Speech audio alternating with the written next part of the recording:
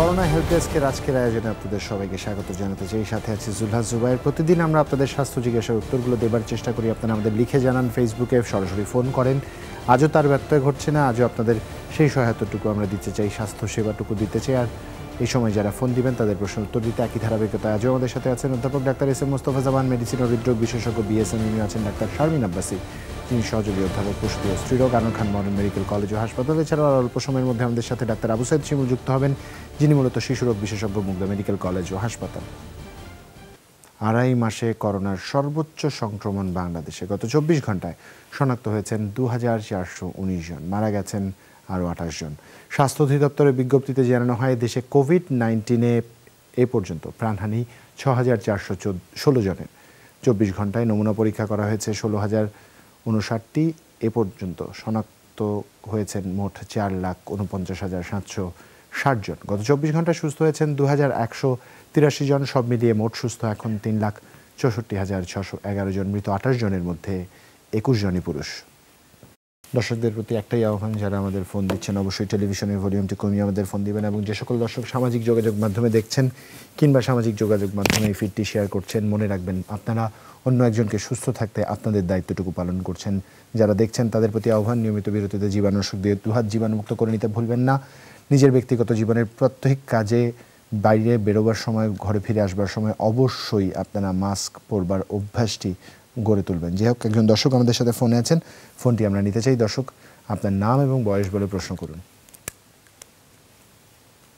আসসালামু আলাইকুম। ওয়ালাইকুম আসসালাম। আমি শম্পা বলছি নাটক থেকে। জি আপা বলুন। আমার বাচ্চার সমস্যা, আমার বাচ্চার বয়স 2 বছর 3 মাস। কি নাম ওর? নাবিলা। আচ্ছা, কি হয়েছে ওর? তার সমস্যা, সে কিছু খেতে চায় না, মানে যা কিছু খাচ্ছে হজম করতে পারে না।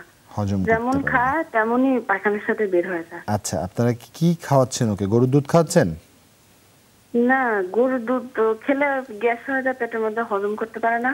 আচ্ছা, কি খাওয়ান আর ওকে? বাইরে কোনো খাবার তাকে দেই না। শুধু বুকের দুধ খায়?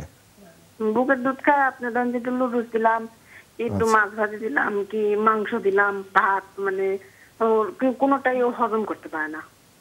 আর ওকে খেতে বললে ও বলে যে আম্মু খাবো না, পেটে ব্যথা করবে, খাবো না। আর অমিডন সিরাপটা যতদিন খাওয়াই ততদিন এই কথাটা বলে না যে পেটে লাগে। অমিডন সিরাপ খাওয়ানোর পরেই আবার পেটে ব্যথা এরকম বলে। বুঝতে পেরেছি। ডাক্তার আবু সাইদ শিমুল, আপনার যদি আর কিছু জানবার থাকে। জি জি, আসলে এটা কতদিন ধরে এই ব্যথাটা? ওর 6 মাস, মানে 6 মাস পর থেকে বাড়তি খাবার কিছু খাওয়ালে ওই মানে কান্নাকাটি করে, তখন ডাক্তার কাছে নিয়ে যেতাম। তখন ডাক্তার বলতো যে পেটে গ্যাস হয়েছে। গ্যাসের ওষুধ যতদিন খাইতো তখন দিলে আবার ওই গ্যাস হয়ে যেত, পেটেতে হজম করতে পারে না। আচ্ছা, এখন কি 2 বছর 3 মাস বলছেন? হ্যাঁ, 2 বছর 3 মাস। স্যালাইনে পানি দিলে একটু খায়, তাছাড়া খায় না। স্যালাইন পানি কি খাওয়া যাবে কিনা? আচ্ছা, সারাদিনে কতবার খাওয়ান ওকে? খেতে তো চাই না, ওই একটু একটু করে দিলে, 2-3 বার দিলে একটু করে যা খায় তাই ওই পাখার থেকে বের হয়ে যায়, হজম করতে পারে না, পেটে ব্যথা বলে। আচ্ছা, জি, আমরা আসলে উত্তরটা দিচ্ছি। সেটা হচ্ছে, আমরা কিন্তু এই অনুষ্ঠানে অনেকবারই বলেছি যে বুকের দুধ 6 মাস পর্যন্ত খাওয়াতে হবে এবং 2 বছর বয়স পর্যন্ত বুকের দুধ খাবেন। এটা যেমন কি আসলে আমাদের মানতে হবে। আবার এটা একটু দেখতে হবে, 2 বছর পার হয়ে যাওয়ার পরে বুকের দুধের থেকে যে পুষ্টিটা আসে তা দিয়ে কিন্তু বাচ্চাদের চাহিদা পূরণ হয় না। সেই জন্য 2 বছরের পর থেকে বুকের দুধ চালিয়ে যাওয়ার কিন্তু কোনো যৌক্তিকতা নেই। এই ক্ষেত্রে আসলে অনেক ক্ষেত্রে যেটা হয়, বাচ্চাটা আসলে চুষে খাওয়ার একটা প্রবণতা রয়ে গিয়েছে, যে চাবিয়ে যে খাবে 6 মাসের পর থেকে, তাকে যে অভ্যাস করানো, তার থেকে অনেক ক্ষেত্রে দেখা যায় যে সেখানে সে অভ্যস্ত হতে পারে না। এই জন্য যেটা করতে হবে, আমরা একটু কঠোর বা একটু আপনাকে আমরা বলবো এই ব্যাপারে তার বাচ্চার ওজন যেন বৃদ্ধি পায় সেদিকে চিন্তা করে আপনাকে একটা বড় ধরনের গ্যাপ দিতে হবে। বেশিরভাগ ক্ষেত্রে যেটা করেন, শক্ত খাবার বা সলিড খাবার দেওয়ার পরে বাচ্চা খেতে চায় না, হয়তো থুতু দিয়ে ফেলে দেয় বা তার কোনো সমস্যা হচ্ছে, তখন আবার বুকের দুধে চলে যান। এই জিনিসটা কিন্তু বারবার হতেই থাকে। এইটার থেকে আসলে বিরত থেকে তাকে আসলে না খাইয়ে রেখে পেটটা খালি রাখতে হবে। আসলে 5-6 ঘন্টা 7 ঘন্টা যতটুকু হোক, দেখবেন যে তখন আবার সে খেতে শুরু করছে। তবে দুধ বা কোনো কিছুতে তার এমন হচ্ছে কিনা, সেই জন্য আমরা অ্যালার্জির জন্য যেমন বলে একটা ফুড ডায়েরি মেনটেন করতে, এই ক্ষেত্রে একটা আসলে ফুড ডায়েরি মেনটেন করবেন যে কোন খাবারটি খেলে তার এমন হচ্ছে। অর্থাৎ গরুর দুধের সাথে সাথে অনেক অনেক বাচ্চা আমরা এমন পাই যে আপেল খেলে বা আঙ্গুর খেলে একটু খুব গ্যাস হয়, সেটা একটু মেনটেন করে ওই খাবারগুলো যদি একটু বাদ দিয়ে দেওয়া যায় তাহলে কিন্তু এটা আমরা মনে করি একটু রোধ করা সম্ভব। কিছু কিছু ক্ষেত্রে দেখা যায় 6 মাসের পর থেকে এটা রোগ হয়ে থাকে, একটু জটিল নাম সিলিয়াক ডিজিজ, সেই ক্ষেত্রে আবার হতে পারে। সেজন্য আপনি যেটা করবেন একটু আমি বলবো যে মলটা একটু যদি পরীক্ষা করেন, স্টুল আরএমএ এবং স্টুল সিএফ সেটা যদি করেন, আর যদি আপনার কোনো সুবিধা থাকে টিটিজি নামক একটা পরীক্ষা রয়েছে সেটা যদি একটু করেন তাহলে আমরা আরেকটু নিশ্চিত হবে। এই মুহূর্তে তাহলে আপনি কি করবেন, এই মুহূর্তে যেটা করবেন 6 মাসের মধ্যে যদি আপনি কৃমির ওষুধ না খাইয়ে থাকেন অ্যালবেন্ডিয়ে সেটা 2 চামচ একটু খাওয়ান। আমাদের যেটা হজমে সাহায্য করে যে পাকস্থলীর মধ্যে ভিলাই রয়েছে সেগুলো কিন্তু খুব রিজেনারেশনে সাহায্য করে ভিটামিন এ ক্যাপসুল, সেটা যদি আপনি 6 মাসের মধ্যে না খাওয়ান, একটু ভিটামিন এ ক্যাপসুল বাইরেও পাওয়া যায় যে রেটিনল 4 নামে 4টা ক্যাপসুল একসাথে আসলে নিতে হবে, কারণ এটা 2 লাখ তো বাইরে পাওয়া যায় না, 50,000 করে পাওয়া যায়। 4টা ক্যাপসুল নিয়ে একটু ছিদ্র করে বা কেচি দিয়ে কেটে যদি একটু পানিটা খাইয়ে দেন তাহলে দেখা যায় অনেক ক্ষেত্রে ভালো কাজ করে। সেই সাথে একটু জিঙ্ক খাওয়ান আপনি 1 চামচ করে একবার। এরই সাথে প্রোবায়োটিক অনেক ধরনের আছে, প্রোবায়ো, গুড গার্ড, বিভিন্ন কোম্পানির আছে। প্রোবায়োটিক যদি প্রতিদিন একটা করে খোসাটা ছিদ্র করে পানিটা খাইয়ে দেন একটু লং টার্ম 15-20 দিন ধরে খাবার, এই জিনিসগুলো যদি একটু মেনে চলেন আর পরীক্ষাগুলো একটু যদি আমাদের করে পাঠান তাহলে নিশ্চিতভাবে আমরা বলতে পারি যে আপনার বাচ্চা পুরোপুরি ভালো হয়ে যাবে। ধন্যবাদ ডাক্তার আবু সাঈদ শিমুল। আরো একজন দর্শক আছেন আমাদের সাথে, আমরা ফোনটি নিতে চাই। দর্শক আপনার নাম এবং বয়স বলে প্রশ্ন করুন। হ্যালো, আসসালামু আলাইকুম। আমি ফারহান হোসেন ঢাকা থেকে বলছি। আমার বয়স 12 বছর এবং আমার উচ্চতা 4 ফুট 8 ইঞ্চি এবং আমার ওজন 47 কেজি 200 গ্রাম। আমি প্রতিদিন সকাল বিকাল ও রাতে ব্যায়াম করা সত্ত্বেও আমার ওজনকে আমি নিয়ন্ত্রণ করতে পারছি না। এই ক্ষেত্রে আমি কি করব? এবং আমার আরেকটি প্রশ্ন হলো যে আমি প্রায় গোসল করার সময় দেখা যায় যে আমার পানিতে প্রচুর অ্যালার্জি হয় এবং শরীরে মারাত্মক পরিমাণে চুলকানিও হয়। এর জন্য আমি কি করতে পারি? এই জন্য প্রথমে আমরা আপনাকে একটা তালি দিব, কারণ আপনি এত গুছিয়ে আপনার সমস্যার কথাগুলো বলেছেন। তারপরে কি করতে পারেন আমরা প্রথমে ডাক্তার আবু সাঈদ শিমুলের কাছে যেতে চাই। ফারহান কে আসলে ধন্যবাদ। আমরা বেশ কয়েকদিন ধরে আমরা বলছিলাম যে গুছিয়ে কথা বলাটা, সে মোটামুটি সব সমস্যাগুলো গুছিয়ে খুবই সুন্দরভাবে আসলে বলেছে, যে আমাদের এমন ভাবে বলেছে আর খুব বেশি কিছু ওর কাছ থেকে জানার নেই। আসলে আমরা ওকে বলবো কি, অনেকের কাছ থেকে হয়তো শুনেছি ওর ওজনটা বেশি বা মোটা হয়ে যাচ্ছে, আমি বলবো তোমার ওজন কিন্তু আসলে বাবা এত বেশি না। হ্যাঁ, 48 কেজি 12 বছরের মোটামুটি কিন্তু সহনীয়, এটাতে একেবারে কমাতেই হবে। আপনার হাইটও কিন্তু ভালো রয়েছে।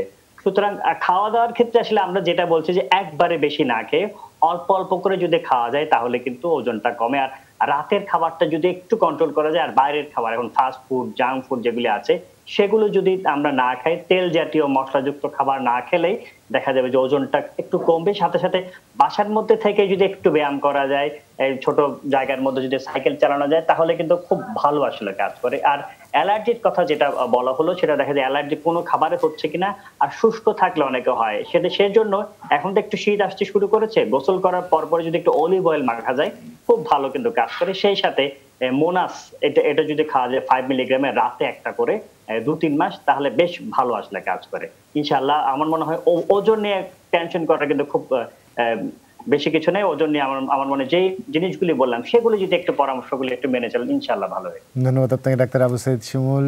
আমরা পরবর্তী কলারের কাছে যেতে চাই। আরেকজন ফোন দিয়েছেন আমাদের দর্শক, আপনার নাম এবং বয়স বলে প্রশ্ন করুন। জি, আসসালামু আলাইকুম। ওয়ালাইকুম আসসালাম। আমার নাম মিলন, আমি নারায়ণগঞ্জ থেকে বলছিলাম। আমি আমার ওয়াইফের একটা সমস্যার কথা নিয়ে বলছিলাম, চকলেট সিস্ট। হ্যাঁ জি, চকলেট সিস্টটা বোথ ওভারিয়ানে প্রথম 6.0 7.6 বড় ছিল। শারমিন আব্বাসী ম্যাডামের সাথে 2 মাস আগে একটা কাউন্সিলিং করার পরে উনি ডাইনোজেস 2 mg আর জোলাডেক ইনজেকশন, এটা 3 মাস তিনটা অর্থাৎ 2টা দেওয়া হয়েছে এবং ডাইনোজেসটা 2 মাস কন্টিনিউ করছি। তারপরে এখন আইসে একটা পেলভিক অর্গান টিবিএস করছিলাম। টিবিএস এর পরে দেখা গেল যে 50% কমে গেছে, ছোট হয়ে গেছে, মানে 3 আর 3.5 হয়ে গেছে, তাই তো? না না, 4.2 আরেকটা হলো 4.6, 50% কমে গেছে, প্রায় 50% কমে গেছে। জি হ্যাঁ, ইমপ্রেশনে একটা কথা বলা আছে যে সিঙ্গলি ইন হোমোজিয়ান্স myometrium, হ্যাঁ, suggestive of bilateral ovarian chocolate cyst. G, as per previous skin cyst size are reduced than before.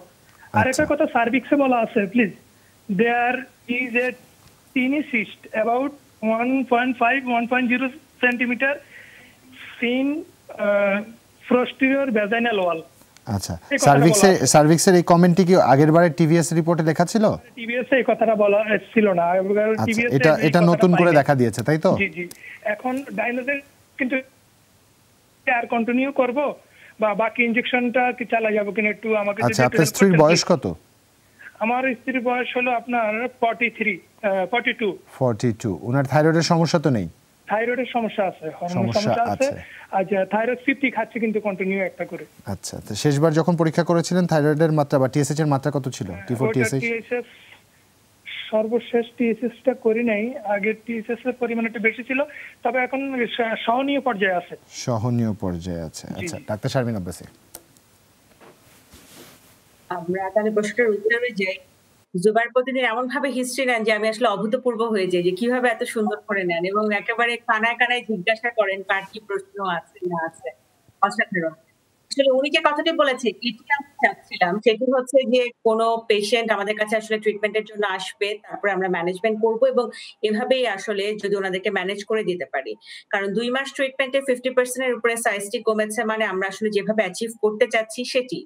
এবং সাইজ যখন কমে যায় তখন কিন্তু খুব সহজে এবং সহসাই সার্জারির মতো একটি জটিল বিষয় এবং একটি কমপ্লিকেটেড বিষয় বা যেটিতে আমাদের রোগীরা ভয় পায় সেই জিনিসগুলোকে কিন্তু অ্যাভয়েড করা যায়। এটি আমাদেরই টার্গেট ছিল এবং এভাবে আসলে রোগীটাকে আমরা ম্যানেজ করেছিলাম।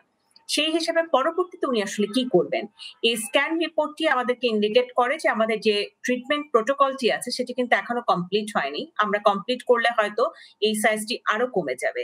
সেক্ষেত্রে ইনজেকশন ওনার এই মুহূর্তে একটি দেওয়া বাকি আছে, এটি দিতে হবে এবং ডায়নোজেসটা ওনাকে কন্টিনিউ করতে হবে, ছাড়া যাবে না।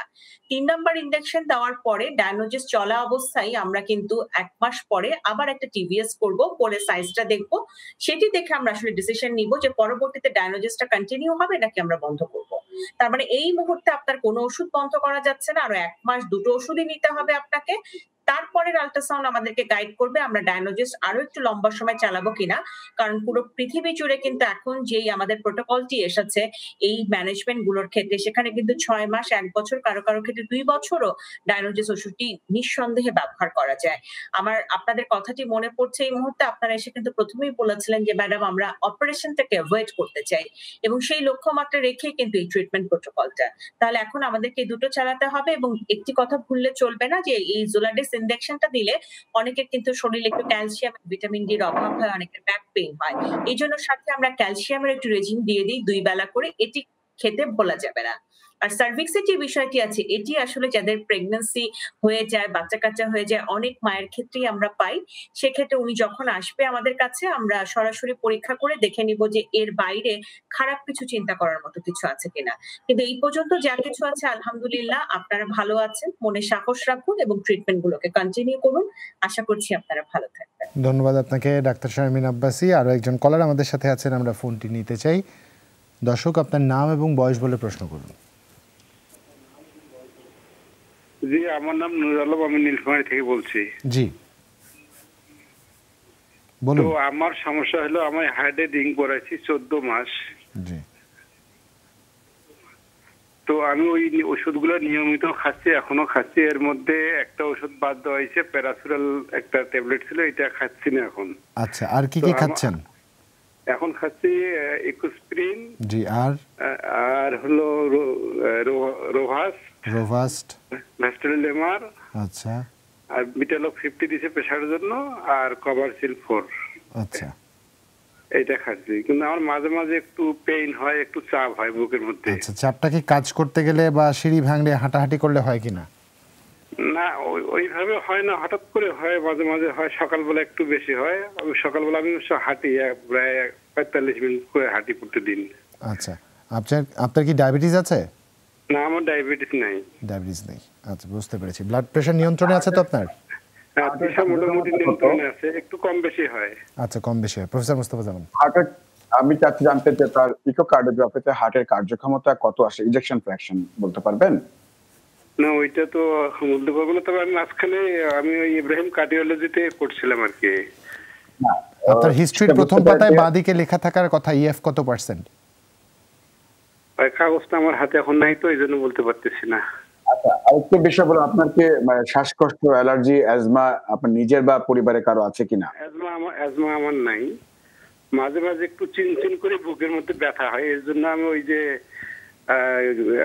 দিছে আমাকে প্যান্টোনিক্স 20 এটা খাচ্ছি, সেই প্রথম থেকে। এখন যে সমস্যাটা হচ্ছে এটা কি হাঁটাহাঁটি করার পরে হয় নাকি এমনি হাঁটাহাঁটি না করলেও হয় যে সমস্যাটা এখন হচ্ছে? আমার না হাঁটাহাঁটি করলে ওই সময়টাই আমাকে ভালো লাগে, আর না করলে একটু আমার এরকম হয়। জি, আপনাকে ধন্যবাদ। আপনার ইতিহাস থেকে আমরা বেশ ভালোভাবে জানতে পেরেছি যে আসলে আপনি যেটি স্টেন্টিং করেছিলেন এবং তার পরবর্তীতে এখন বর্তমানে যে অবস্থা আছে এটি আপনি অত্যন্ত ভালো অবস্থায় আছে। আমরা বলব যে হার্টের দিকে বড় কোনো ঝুঁকি নেই। যেহেতু আপনি রিং পরিয়েছেন এবং হার্টের যে জায়গা থেকে ব্লক ছিল সেখানে রিং পরানো মানে সেখানে রক্ত চলাচল, রক্ত প্রবাহ এখন সচল করেছেন এবং প্রবাহ ভালো আছে, সে কারণে আপনি হার্টের দিকে ভালো আছেন। আমরা বলব এটা হৃদরোগের আধুনিক চিকিৎসা। সেই হিসাবে আপনি যে ওষুধগুলো খাচ্ছেন সবগুলো ওষুধই খুবই ভালো এবং আমাদের দৃঢ় বিশ্বাস আপনার স্টেন্টিং বা রিং পরানোর পরে আপনার হার্ট ভালোভাবে কাজ করছে এবং বর্তমানে যে সমস্যার কথা বলছেন এটি আসলে হার্টের জন্য বড় কোনো সমস্যার জন্য হচ্ছে না। এটি কয়েকটি কারণ হতে পারে। একটি হলো যে আমরা সার্ভাইকাল স্পন্ডিলোসিস হতে পারে, সেজন্য ট্যাবলেট প্যারাসিটামল 500 মিলিগ্রাম সকালে একটি রাতে একটি খাবেন। আর যেটি প্যান্টোনিস খাচ্ছেন সেটিও 20 মিলিগ্রাম সকালে একটি রাতে একটি খাবেন। আর ওমিডন 10 মিলিগ্রাম একটি করে 3 বেলা খাবার আধা ঘন্টা খাবেন, এটি 15 দিন বা 20 দিন খাবেন। আরেকটি যাতে কোষ্ঠকাঠিন্য না হয়, পায়খানা যাতে শক্ত না হয় সেজন্য একটু শাকসবজি, কাঁচা ফলমূল খাবেন। হাঁটতে হাঁটতে দেখবেন যে একসময় আরো ভালো লাগবে। আর অনেক সময় একটু দুশ্চিন্তার কারণে হয়। অনেকে আপনার সাথে আলোচনা করবে যে কেন রিং পরিয়েছো, কোথায় পরিয়েছো, রিং না পরালেও চলতো, এরকম কিছু মানুষ অনেকে আলোচনা করার পরে নিজের কাছে অনেক সময় এক ধরনের মনস্তাত্ত্বিকভাবে অনেক সময় নিজেকে হেয় প্রতিপন্ন মনে হয়। তখন কিন্তু বুকে ব্যথা কেউ নিয়ে আসে আমাদের কাছে। আমরা বলব আপনি আসলে সঠিক চিকিৎসা করেছেন এবং ভালো চিকিৎসা করেছেন। আপনার জীবনকে নতুনভাবে আপনি ভাবতে চেষ্টা করুন। আমার বিশ্বাস আপনি ভালো থাকবেন এবং এসব নিয়ে আপনি একেবারে চিন্তা করবেন না। ট্যাবলেট পেজ 0.5 মিলিগ্রাম প্রতি রাতে একটি করে আগামী 1 মাস খাবেন। যদি ভালো মতো ঘুম হয় এবং যেহেতু এক্সারসাইজ করছেন, হাঁটাহাঁটি করছেন, আপনি একেবারেই ভয় পাবেন না। আমার দৃঢ় বিশ্বাস আপনি আরো ভালো থাকবেন এবং আরো সুস্থ থাকবেন। আপনার হৃদরোগের থেকে আপনি মনোবল বৃদ্ধি পাবে এবং অন্য আরো 10 জনের চেয়ে আপনার হার্ট কিন্তু এখন নতুন হয়ে গেছে। আপনার জন্য আমাদের অনেক অনেক শুভকামনা রইল। অসংখ্য ধন্যবাদ প্রফেসর মোস্তফা জামান। আপনাদের চিকিৎসকদের কাছ থেকে এই কথাগুলো শুনলে রোগী এমনিতেই অর্ধেক ভালো হয়ে যাবার কথা। যে হোক, বাকি আরও যারা আছেন স্বাস্থ্য জিজ্ঞাসা নিয়ে অপেক্ষা করছেন তাদের উত্তর দেবার চেষ্টা করব। আমাদের মাহবুবুল আলম প্রশ্ন করেছেন তার মেয়ের জন্য, যার বয়স 12 বছর। সে প্রায় সন্ধ্যার সময় এবং মাঝে মধ্যে সকালে ঘুম থেকে ওঠার পর পেট ব্যথা ও মুখ ভর্তি বমি হয়। তাছাড়া গাড়ির ধোঁয়া এবং মশার কয়েলের গন্ধেও পেট ব্যথা এবং বমি হয়। তাকে মাঝে মধ্যে ফিনিক্স 10 এবং অমিডন ট্যাবলেট খাওয়ানো হয়, কিন্তু পেট ব্যথা কমছে না, প্রায় সময় লেগে থাকে। সমাধান চেয়েছেন। চট্টগ্রাম থেকে প্রশ্ন করেছেন আমাদের ডাক্তার আবু সাইদ শিমুল। আসলে পেট ব্যথাটা একটা আসলে অনেক বিরাট ব্যাপার। আসলে সেটাতে অনেক কারণে এটা হতে পারে। এই 12 বছরের একটা মেয়ের, সেই কারণেই আমরা প্রাথমিকভাবে আমরা মনেই করে থাকি যে গ্যাসের কারণ হচ্ছে, কিন্তু ছাড়াও কিন্তু কারণ রয়েছে। কিছু নিয়ম আসলে এক্ষেত্রে মানতে হবে। কোনো খাবার খেলে এটা হচ্ছে কিনা, কোনো ঝাল মশলাযুক্ত খাবার, বাইরের ফাস্টফুড, কারো কারো কিন্তু আমরা বলি ল্যাকটোজ ইনটলারেন্স থাকে, দুধ খেলেই কিন্তু এই ধরনের পেটে ব্যথা হয়, ফল খেলে হয়। সুতরাং সেই জিনিসটি একটু আমাদের দেখতে হবে। রাতে ঘুমানোর অন্ততপক্ষে 2 ঘন্টা আগে যদি খায় তাহলে দেখা যাবে যে সকালবেলার সেই পেট ব্যথা হয়তো হচ্ছে না। ইউরিন ইনফেকশনের কারণেও হতে পারে, পেটের আরো অনেক কিছুর জন্য হতে পারে, কৃমির কারণেও কিন্তু হতে পারে। এই মুহূর্তে তাহলে আপনি কি করবেন? ফিনিক্স ক্যাপসুলটা খাওয়া যায়, এটা খুব ছোট, বাচ্চাটা খুব সহজে খেয়ে ফেলতে পারে। সেটা 10 মিলিগ্রাম সকালে একটা, রাতে একটা, একটু খাক। সেই সাথে ওমিডন এই ট্যাবলেটটা 10 মিলিগ্রাম একটা করে 3 বার খালি পেটে, আমি বলবো 10 থেকে 15 দিন একটু খাক। যদি 6 মাসের মধ্যে ক্রিমের ওষুধ না খেয়ে থাকে, অ্যালবেন ডিএস 400 মিলিগ্রাম, আজকে রাতে খেলে 1 সপ্তাহ পর আবার খাবে। আর যদি পেটে ব্যথা খুব বেশি হয়, অ্যালজিন ট্যাবলেটটা একটু একটা করে 3 বার খাক। কিন্তু এগুলো হচ্ছে প্রাথমিক যে লক্ষণগুলো বললাম বা প্রাথমিক যে তার সিমটম, সেটা দূর হবে। 4-5 দিন পরেও যদি আসলে দেখা যায় যেটা না যায়, তাহলে আমি বলবো নিকটস্থ শিশু বিশেষজ্ঞের কাছে যেতে পারেন। তা না হলে একটা আলট্রাসোনোগ্রাফি, ইউরিন আরএমই এবং ইউরিন কালচার, এই অন্তত পক্ষে এতটুকু যদি আমাদের করে, আলট্রাসোনোগ্রাফি অফ হোল অ্যাবডোমেন এটা খালি পেটে সকালবেলা করবে, আর ইউরিন আরএমই এবং ইউরিন সিএস এগুলি করে যদি আমাদেরকে পাঠায়, তাহলে আমরা অন্তত পক্ষে প্রাথমিকভাবে বলে দিতে পারবো যে হ্যাঁ, এই কারণে হয়তো তার পেটে ব্যথাটা হচ্ছে। তার আগ পর্যন্ত নিয়ম এবং ওষুধগুলো একটু মেনে চলে ইনশাআল্লাহ বেশিরভাগ ক্ষেত্রে কিন্তু এটাই ভালো হয়ে যায়। ধন্যবাদ আপনাকে ডাক্তার আবু সাইদ শিমুল। আর একজন দর্শক আছেন আমাদের সাথে। দর্শক, আপনার নাম এবং বয়স বলে প্রশ্ন করুন। আসসালামু আলাইকুম। ওয়ালাইকুম আসসালাম। স্যার, আমি আমার স্ত্রীর প্রবলেম 6 মাস 8 দিন প্রেগন্যান্সি, এটা তো প্রবলেম না, এটা আপনার জন্য সুখের একটি খবর। বলুন এবার। না না না না, প্রবলেমটা বলতেছি স্যার, মানে ওনার সাদা সাদা স্রাব ভাঙতেছে। আচ্ছা, এটা সমস্যা। তো ডাক্তার দিছিলেন ফিউরোটিল 250 mg। জি। তো এটা 7 দিন খাওয়ানো হয়েছে, কিন্তু এখন অনেকটা বেশি আর কি, পাতলা সাদা চাপ আসতেছে। তো এই ক্ষেত্রে আমরা কি করে, মানে করণীয়টা কি যদি ম্যাডাম বলতেন। আপনি আমাদের সাথে থাকবেন। আপনার স্ত্রীর বয়স বলবেন? 20 বছর। 20 বছর। এটা কি তার প্রথম প্রেগন্যান্সি? জি জি জি, প্রথম প্রেগন্যান্সি, এবং এর আগে একটা বাচ্চা মিসক্যারেজ হয়েছিল। মিসক্যারেজ কেন হয়েছিল? থাইরয়েড বা ব্লাড সুগারের সমস্যা আছে? না না না, এরকম কোনো প্রবলেম নাই, একটু ভারী কাজ করছিল এই জন্য আর কি। ভারী কাজ করেছিল। ওনার কি ইউরিন ইনফেকশন হয় রেগুলারলি? না না না, ইউরিন ইনফেকশনও নেই? না। বুঝতে পেরেছি। ডাক্তার শারমিন আব্বাসী। আচ্ছা, thank you Zubair point to point question করার জন্য। আসলে পেশেন্ট যেই কমপ্লেন গুলো করলো, এখানে অনেকগুলো ভাগে চিকিৎসাটা লাগবে। এই রোগীর যে সিমটম গুলো এই মুহূর্তে হচ্ছে, এটি জটিল ভাবে নেওয়ার মতো একটি বিষয়, সিরিয়াসলি নেওয়ার মতো একটি বিষয়, এবং এটির জন্য যে চিকিৎসা, এটি আসলে আমি বলবো আজকে থেকে আপনি শুরু করবেন। যেমন ধরুন যে এই সাদা স্রাবটি আসলে কেন, এটা কি আসলে এটার সাথে কি আপনার কোনো ধরনের চুলকানি আছে কিনা, কিংবা এটা কি সারাক্ষণই হচ্ছে কিনা, বা কাপড় বারবার ভিজে যাচ্ছে কিনা, এরকম যদি হয় তাহলে অবশ্যই চিকিৎসককে দেখাতে হবে। চিকিৎসককে দেখে আমাদেরকে একটু কনফার্ম হতে হবে যে ওনার পানিটা লিক করছে কিনা, যেটি বাচ্চা হওয়ার জন্য হয় সেটি, নাকি এটি ওনার ইনফেকশন। ওনার কথা শুনে আমাদেরকে আপাত দৃষ্টিতে মনে হচ্ছে যে এটি মাসিকের রাস্তার যে ইনফেকশনটি হয় সেই ইনফেকশনের মতো একটি বিষয়। কিন্তু এই ইনফেকশন হওয়ার পিছনে কিছু কাহিনী থাকে, যেমন যাদের ব্লাড সুগার কন্ট্রোল থাকে না প্রেগন্যান্সিতে, কিন্তু তাদের জন্যই এটি হয়। লাস্ট ব্লাড সুগারটি কবে দেখা হয়েছে, গত 1 মাসের মধ্যে দেখা হয়েছে কিনা, এটি প্রথম একটি বিষয়। সেকেন্ড বিষয়টি, ইউরিন টেস্টটি লাস্ট 1 মাসের মধ্যে করা হয়েছে কিনা, না হলে ইউরিন রুটিন অ্যান্ড কালচার। এবং তৃতীয় যে বিষয়টি খুব ইম্পর্টেন্ট, আমরা ইগনোর করি, আমরা করতে চাই না, কিন্তু এটি খুবই দরকার, সেটি হচ্ছে যেই সাদা স্রাবটি যাচ্ছে সেটি আসলে নিয়ে একটু কালচার করে দেখা, যে এটি আসলে কি ধরনের অর্গানিজম দিয়ে হয়েছে, এবং আমরা যে অ্যান্টিবায়োটিকটি দিচ্ছি সেটি আসলে অ্যান্টিবায়োটিকের জন্য প্রযোজ্য কিনা। আপনার মনে আছে কিনা, ঠিক একদিন আগে অধ্যাপক মোস্তফা বারবারই বলেছিলেন যে অপ্রয়োজনীয় অ্যান্টিবায়োটিক কিন্তু খাওয়া যাবে না। সেই জায়গাটিতে যদি কাজ করতে চাই তাহলে মাঝে মাঝে কিন্তু এরকম কালচার সেন্সিটিভিটি আমাদের দেখে নিতে হয়। কারণ আমি যে অ্যান্টিবায়োটিকটি দিচ্ছি সেটা যদি সেন্সিটিভ না হয় তাহলে আমার রোগী 14 দিন খাবে, কিন্তু তার কোনো লাভ হবে না। পরবর্তীতে আবার সেন্সিটিভ দেখে আমি আবার 14 দিন অন্য একটা অ্যান্টিবায়োটিক দিব। এটি করে কিন্তু তার খরচও হলো, তার প্রতি কিন্তু একটা বড় ট্রমাও হলো, এবং শরীরেরও একটা সাইড ইফেক্ট হলো। এক্ষেত্রে ওনাকে অনুরোধ করবো সাদা স্রাবটির একটি কালচার করতে হবে, সেটি করবেন, এবং একটি আল্ট্রাসাউন্ড এই মুহূর্তে খুব দরকার। যদি কোনো কারণে আমরা মিসগাইডেড হই যে এটি পানি ভেঙেছে কিন্তু আমরা বলছি ইনফেকশন, তাহলে কিন্তু আল্ট্রাসাউন্ড করলে যে পানির পরিমাণটি, সেই পরিমাণটি কিন্তু ওনার এখানে কমে যাবে। অতএব আল্ট্রাসাউন্ড ইজ ভেরি ইম্পর্টেন্ট এই মুহূর্তে এই পেশেন্টটার জন্য। এখন কি চিকিৎসা উনি নিতে পারেন? কুসুম গরম পানিতে লবণ মিশিয়ে ব্যবহার প্রথম চিকিৎসা।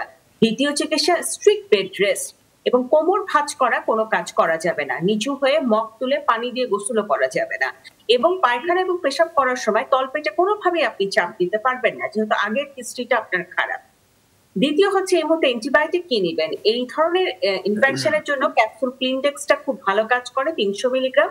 এটা প্রেগন্যান্সিতে সেফ, আপনারা নিতে পারেন, একটা করে 2 বেলা 7 দিন। তবে যেহেতু অলরেডি একটা অ্যান্টিবায়োটিক খেয়েছেন, আমি বলবো কালচার করে রিপোর্টটা দেখে তারপরে আমরা অ্যান্টিবায়োটিকটা শুরু করলে ওনার জন্য ভালো হবে। এবং মাসিকের রাস্তায় একটা বল জাতীয় একটা ওষুধ পাওয়া যায়, যেটাকে আমরা বলি গাইনোমিক্স ভিটি। এটি যদি প্রতি রাতে একটি করে টানা 14 রাত আপনি নেন, এটি একটি বল, বলের মধ্যে ওষুধটা থাকে, যখন দেওয়া হয় বলটি ফেটে সেটা থেকে কিন্তু পানির মতো এক ধরনের ওষুধ বের হয়। অতএব ভয় পাবেন না, এটি যদি টানা নেন তাহলে কিন্তু ভালো হবে। আর যেহেতু আগে একটা মিসক্যারেজ আছে এবং এখন এই সমস্যাটা, আমি সরি জুবাই একটু সময় নিচ্ছি একটু জটিল বিষয় দেখে, সেই জায়গাটিতে যেটি হবে সেটি হচ্ছে যে একটু প্রোজেস্টেরন সাপোর্ট লাগবে। ক্যাপসুল মাইক্রোজেস 100 মিলিগ্রাম একটা করে 2 বেলা আপনি নেন, এবং ইনজেকশন ক্যাপ্রোজেনটা আপনি এখন শুরু করেন 250 মিলিগ্রাম 2 অ্যাম্পুল করে ইনজেকশন মাংসপেশিতে প্রতি সপ্তাহে। এরপরে আপনি আপনার রিপোর্ট গুলো করে যদি আমাদেরকে জানান, ফার্দার আমরা পরবর্তী কোনো ট্রিটমেন্ট ম্যানেজ হবে কিনা সেটা দেখবো। তবে জীবন আচরণ পরিবর্তন এবং সাবধানতা এবারের প্রেগন্যান্সিকে কিন্তু বাঁচিয়ে দিতে পারে, এটি মাথায় রাখতে হবে। অসংখ্য ধন্যবাদ ডাক্তার শারমিন আব্বাসী। একজন আমাদের প্রশ্ন করেছেন, আতিকুর রহমান, তার বয়স 24, ওজন 75, তার গলার মধ্যে খুসখুস করছে এবং এই জন্য অ্যাম্বুলিট খাচ্ছেন, সাইনোসাইটিসের সমস্যা আছে, প্রতি শীতেই এমন হয়, তিনি কি করতে পারেন জানতে চেয়েছেন। প্রশ্নের উত্তরটি আমরা দিতে চাই, তবে তার আগে আরো একজন দর্শক আমাদের সাথে ফোনে আছে, সেই প্রশ্নটি আমরা নিব। দর্শক, আপনার নাম এবং বয়স বলে প্রশ্ন করুন। আসসালামু আলাইকুম। ওয়ালাইকুম আসসালাম। ভাই আমি লিয়াকত বলছিলাম, জি পল্লবী থেকে। জি লিয়াকত ভাই বলুন। আমার ওই মেয়ের বয়স 13 বছর। জি। ও শহীদানোর স্কুলে পড়ে ইংলিশ ভার্সনে, ও 7-এ পড়ে। আচ্ছা। কিন্তু এই করোনাকালীন বাসায় থেকে ওর ওজন হয়ে গেছে 109 কেজি। 109 কেজি। ওর বয়স কত বললেন? জি, বয়স কত? 13 বছর। 13 বছর। 13 প্লাস। আচ্ছা, ওর উচ্চতা কত? উচ্চতা 5 ফুট। এই 5 ফুট কত ইঞ্চি? 5 ফুট 2 ইঞ্চি। 5 ফুট 2 ইঞ্চি। আচ্ছা, 110 কেজি হয়ে গেছে তাই তো? 109 কেজি হয়ে গেছে। 109 ভাই আমরা কেজি। ভাবছিলাম যে থাইরয়েডের কোনো সমস্যা আছে কিনা, আমরা সিএমএস এর টেস্টও করেছি। জি। আমার শালা হলো ওই। ঠিক আছে, পরিচয় দিতে হবে না, আপনি টেস্ট করিয়েছেন, তারপরে বলুন। জি জি জি জি জি ভাই। থাইরয়েডের কোনো সমস্যা নেই? থাইরয়েডের সমস্যা দেখা যায়নি ওইভাবে। দেখা যায়নি। টিএসএইচ এর মাত্রা বা টি4 এর কোনো মাত্রা রিপোর্টটা সামনে আছে কিনা? না, রিপোর্টটা আছে। এই দেখি রিপোর্টগুলো কই নীলা? রিপোর্টগুলো একটু বলতে হবে, নিয়ে আসো। রিপোর্টগুলো একটু বলছি ভাই। জি, দর্শকদের অনুরোধ, যারাই আমাদের ফোন দিবেন অবশ্যই যদি রিপোর্টগুলো থাকে হাতের কাছে রেখে আমাদের ফোন দিবেন, কারণ প্রতিটি মুহূর্ত আমাদের কাছে গুরুত্বপূর্ণ। আমাকে একটু আরো একটু বলবেন যে আপনার সন্তানের ব্লাড সুগার চেক করা হয়েছিল কিনা তখন? হ্যাঁ, ব্লাড সুগার চেক করা হয়েছে। ব্লাড সুগার ঠিক আছে? সব ঠিক আছে। আচ্ছা, ব্লাড সুগারও ঠিক আছে। আর খাদ্যাভ্যাসে কি এর মধ্যে কোনো করোনা সময়কালীন সময় কোনো পরিবর্তন এসেছে কিনা? না, আমরা এই 10-15 দিন মতো আমরা এই খাওয়া কমাই দিয়েছে। মানে ওরা ওই ভাতই খাচ্ছে না, ওই রুটি খাচ্ছে, ফলমূল খাচ্ছে। আচ্ছা, 10 দিন আগে খাদ্যাভ্যাস কি ছিল? 3 বেলা ভাত খেত? ওই না, 2 বেলা রুটি খায় ওরা। সকালে রুটি খায়, রাত্রে রুটি খায়। আচ্ছা। আর দুপুরে ভাত খাতো। বুঝতে পেরেছি। আপনি কি দুইটা করে রুটি হলো, 2টা, বেশি না। জি, রিপোর্টটা কি আপনি আমাদের জানাতে পারবেন এখন? জি, রিপোর্টটা জানাতে পারবেন টিএসএইচ এর? হ্যাঁ, এখনই জানাতে পারবো। এখন দাও না, তুমি কি করতেছো কি রিপোর্টে? ভাই আমার ওয়াইফ বলতেছে রিপোর্টে কোনো প্রবলেম আসেনি, রিপোর্টে সব ওকে হয়েছে। আপনাকে টিএসএইচ এর মাত্রাটি জানাতে অনুরোধ করেছি, আমাকে দেন মাত্রাটি জানান। টিএসএইচ মাত্রাটা জানাবো। কি ভাই, লাইনে আসছি ভাই। কি আছে বল?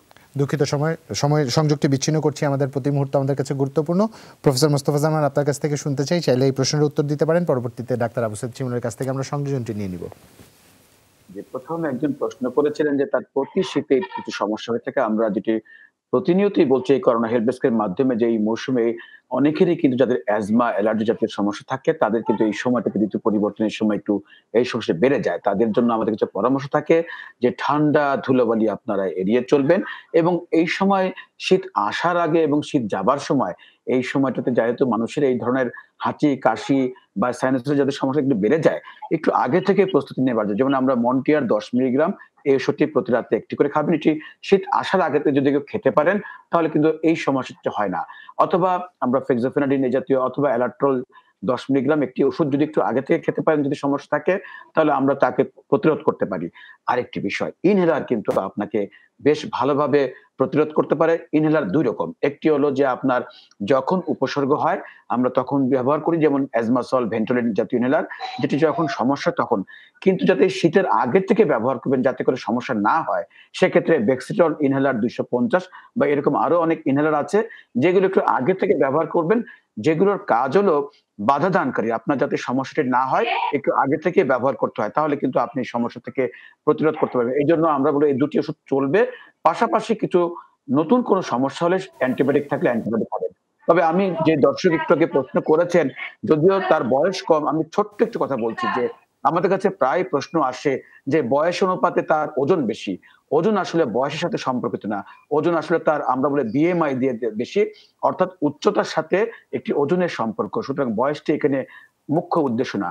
আমি বলবো ডাক্তার শিমুল হয়তো বলবেন এখানে তার কিছু শরীরে কোনো রোগ আছে কিনা সে বিষয়টা প্রথম খেয়াল করবেন, সঙ্গে তার খাদ্য তালিকা। কিন্তু আগে একটি এত অল্প বয়সের একটি যে বয়স, এত ওজন কেন হবে? নিশ্চয়ই শরীরে কিছু পরীক্ষা নিরীক্ষা করতে হবে।